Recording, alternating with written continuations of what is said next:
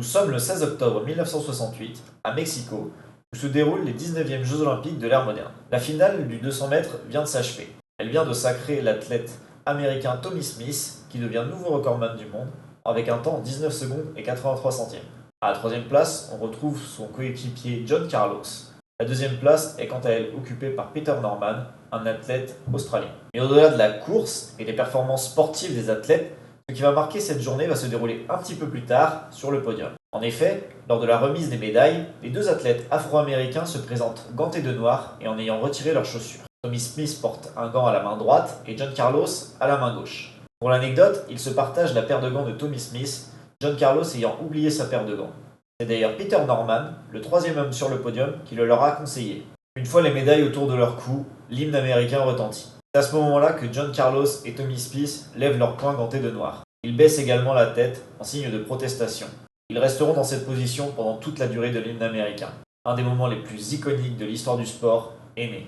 Ce podium est fort en symboles. D'abord, les chaussures retirées par John Carlos et Tommy Smith est un rappel de la pauvreté de la communauté noire américaine. Ensuite, la veste ouverte et le collier porté par John Carlos est un hommage aux personnes lynchées ou assassinées en raison de leur couleur de peau.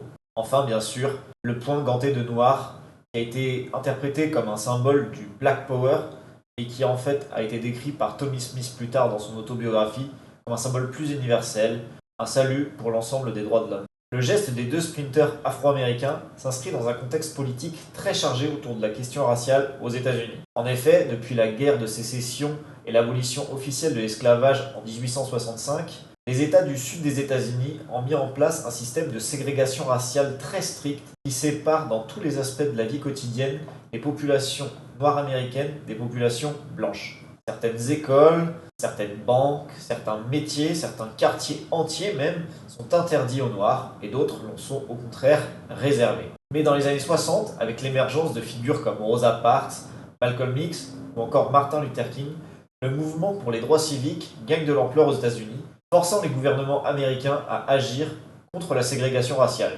C'est ainsi que les Civil Rights Acts de 1964 et 1968 sont promulgués, ainsi que le Voting Act de 1965. Cet ensemble de textes législatifs sont une manière de mettre fin officiellement aux États-Unis à toutes les formes de discrimination, qu'elles soient basées sur la couleur de peau, le genre, la religion, l'origine ethnique ou nationale.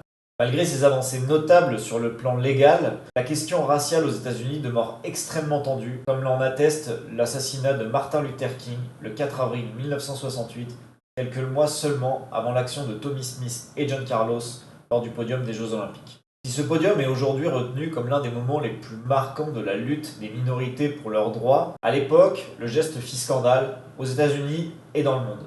Les sanctions à l'égard des deux sprinteurs américains ne se feront pas attendre, puisque Avery Brundage, le président du comité international olympique de l'époque, demandera leur bannissement immédiat du village olympique ainsi que leur suspension de l'équipe américaine, en faisant respecter la charte olympique qui stipule qu'aucune sorte de propagande religieuse, raciale ou politique ne peut avoir lieu dans un événement apolitique comme les Jeux olympiques. La sanction sera même encore plus lourde pour Tommy Smith et John Carlos, puisqu'ils seront interdits à vie de compétition par les autorités américaines alors qu'ils n'ont que 23 et 24 ans.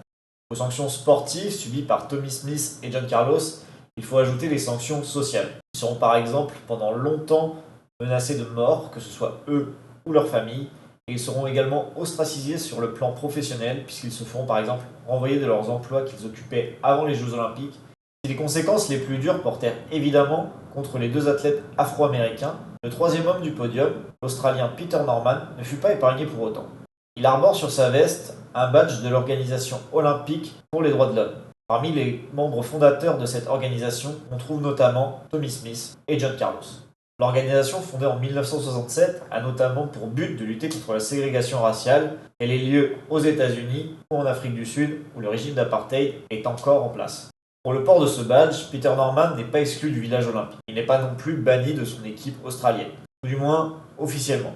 Puisqu'effectivement, en 1972, bien qu'ayant des résultats qui lui permettraient de concourir aux Jeux Olympiques, il ne sera pas retenu par la sélection australienne.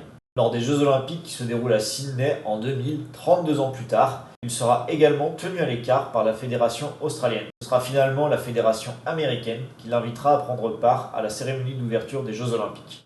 Lorsque Peter Norman meurt en 2006, John Carlos et Tommy Smith font le voyage depuis les États-Unis pour être de ceux qui porteront son cercueil. La réhabilitation des deux sprinters afro-américains John Carlos et Tommy Smith se fera attendre, mais elle sera totale. Des reportages seront faits en leur honneur, des livres seront écrits sur eux, des statues seront érigées en leur mémoire et ils seront également reçus à la Maison-Blanche par Barack Obama en 2016. Aujourd'hui, l'action de Tommy Smith, John Carlos et Peter Norman est vue comme l'un des symboles les plus forts de la lutte politique dans l'arène sportive, avec l'une des photos les plus iconiques de l'histoire du sport. Pour autant, la lutte politique, encore aujourd'hui, lorsqu'elle s'invite sur les terrains sportifs, suscite les débats, voire même les polémiques. C'est encore plus criant dans la société américaine, et c'est encore davantage le cas lorsqu'il s'agit des luttes pour les minorités et leurs droits. C'est d'ailleurs toujours le cas lorsqu'il s'agit du racisme.